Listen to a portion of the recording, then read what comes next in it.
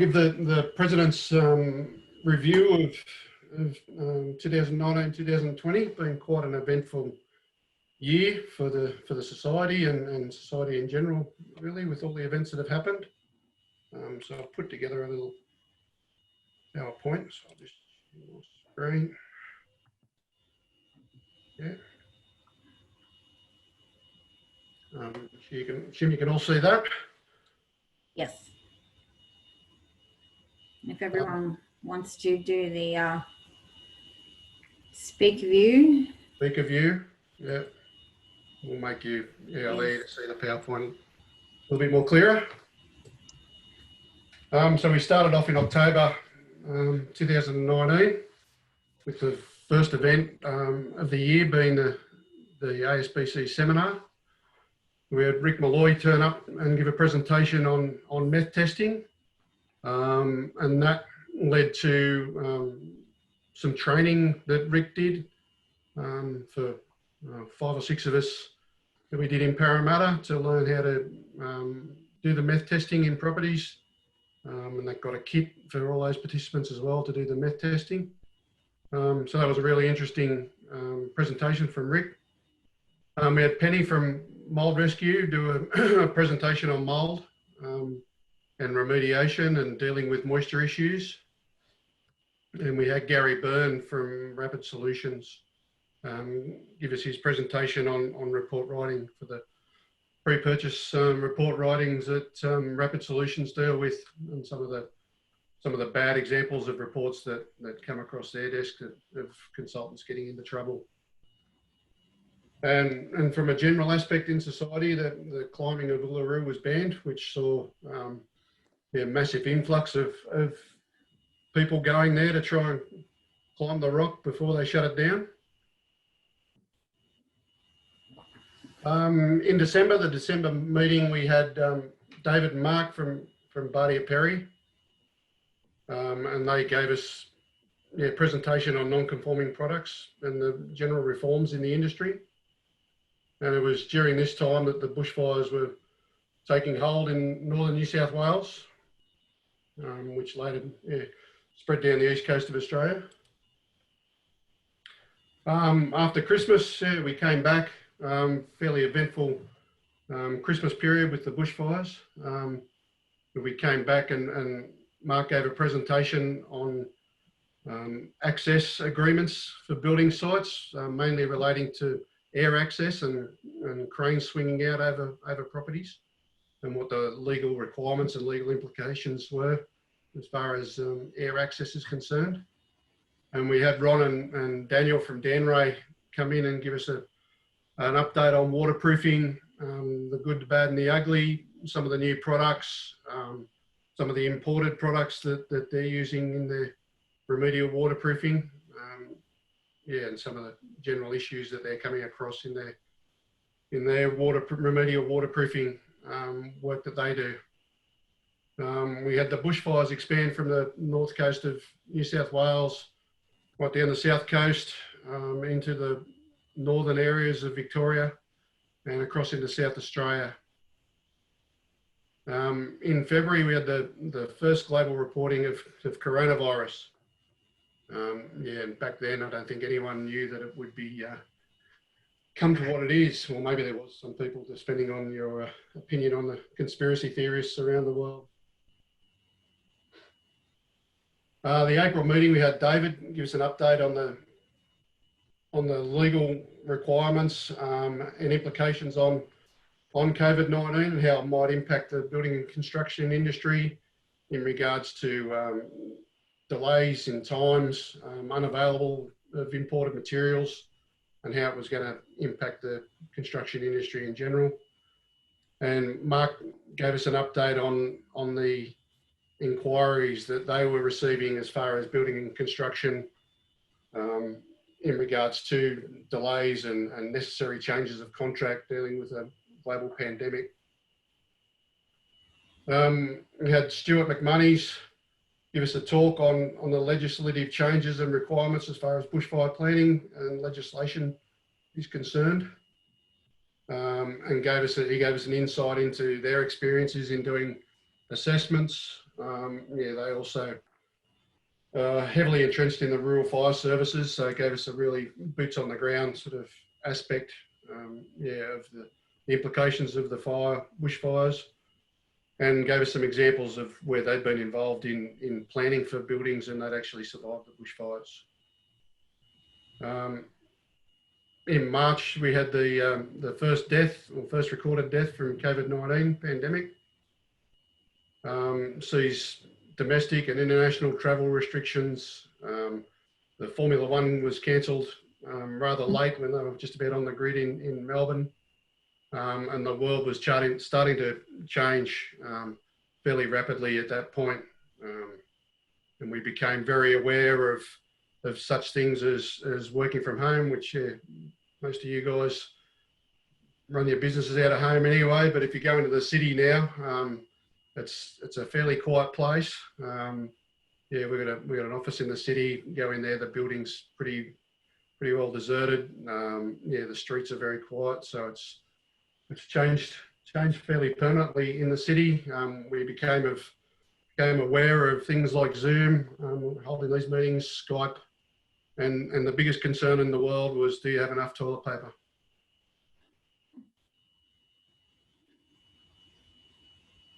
So moving into June, the June meeting, we had Leo give us a presentation on the same but different in the pre-purchase inspection reports.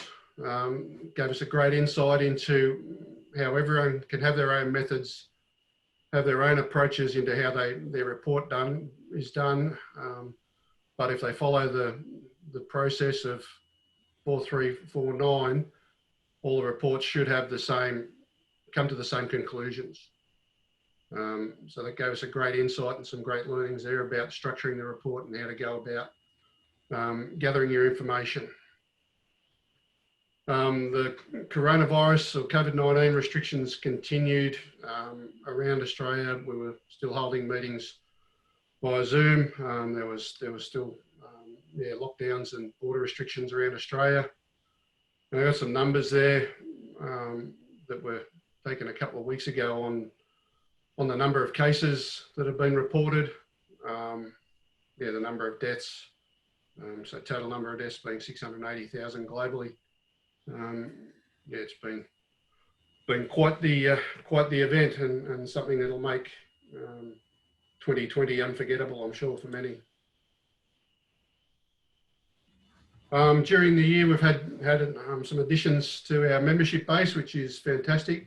We had John Cuniff come in, Scott Harper, Philip Wayness, and Laurie. So that brings the total number of members in the history of the ASBC to 119.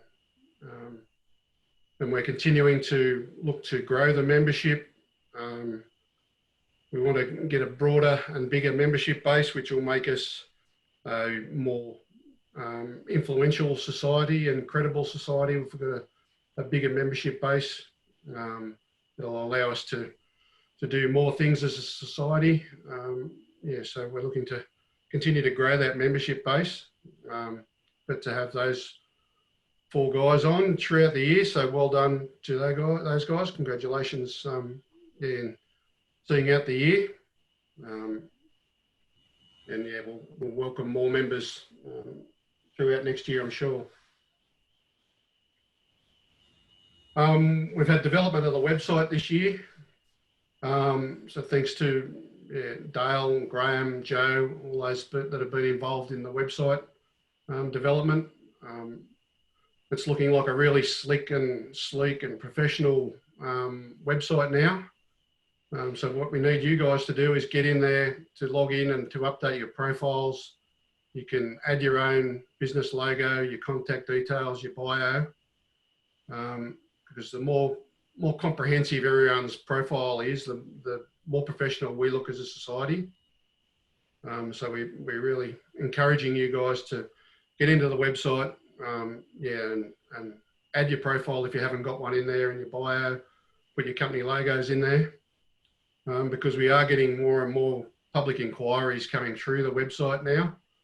And you'll see the emails that are coming out from Joe about inquiries for services and 4 consultants.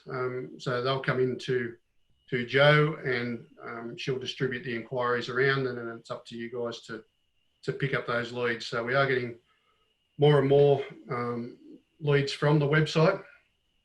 But yeah, if we can make sure that everyone's contact details on there, it'll just complete the website a lot more if we've got all those profiles in there. So please log in, have a look, add your profile when you can. I noticed in the minutes from last year's meeting, we were talking about the Strata Inspection Panel. Yeah, thanks to Dale's persistent work, we've been named in the legislation now, in the Strata Schemes Management Regulation. The Australian Society of Building Consultants Incorporated is on the list there, as having a Strata Inspection Panel.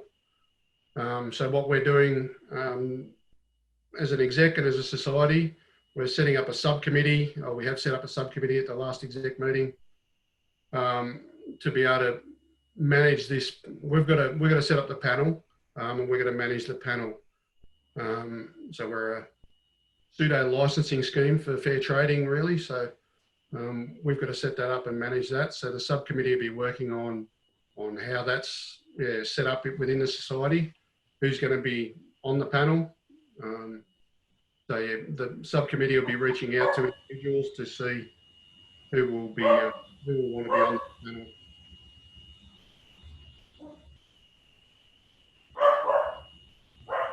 So looking forward, as I said earlier, at this stage we're still looking to run the seminar face to face if we can.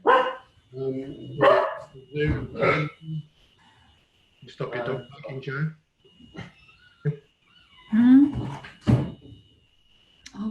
Oh, yeah, so we've lined up Fleur with the infrared cameras to show us their latest technology. ProSec, who have got inspection tools, they can show us the latest and greatest tools that they've got there. We've got Tony Ducker who's going to give us a presentation on pest inspections.